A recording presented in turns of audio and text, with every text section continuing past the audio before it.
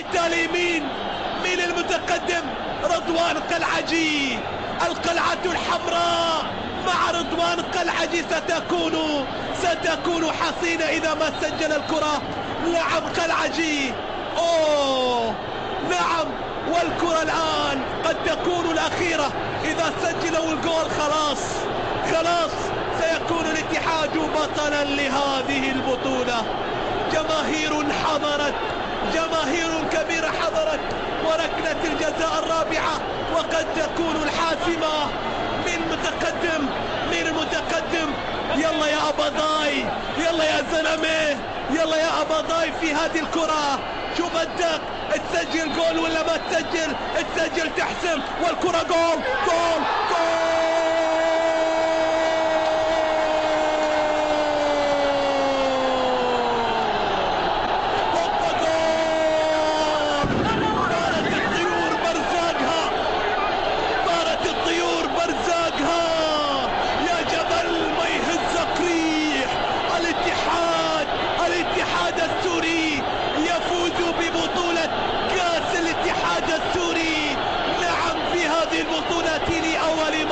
في تاريخها 5000 يتفوقون على 55,000، على 55,000، بالتالي 5 وخميسات وركلات الترجيح في أرضية الملعب. نعم انتهت سوريا لدى الاتحاد السوري بعد أن انتهى الوقت الإضافي بتعادل الفريقين 1-1، وبالتالي الفرحة ستكون هنا في أرضية الملعب. سوريا مع خيبة أمل كويتية، وللجماهير الحاضرة في أرضية الملعب مبروك لسوريا، مبروك لنادي الاتحاد السوري.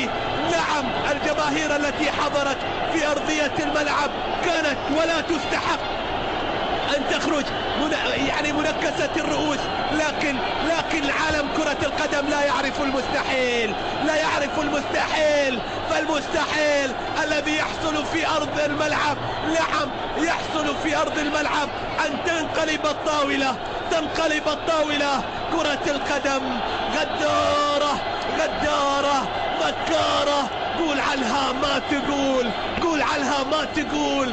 الحزن في أرضية الملعب والأوساط القدسوية الحزينة، وهنا الفرحة الاتحادية من جانب صور الرئيس بشار الأسد التي تظهر، والفرحة الاتحادية. نعم الأباضاي سجلها، نعم على الصفصافة.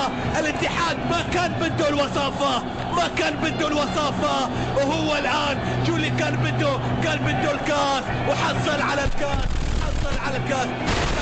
سننتقل على أثرها مشاهدينا محبينا في كل مكان، انتظارا لتسليم كأس البطولة إلى الزملاء في استوديو التحليل.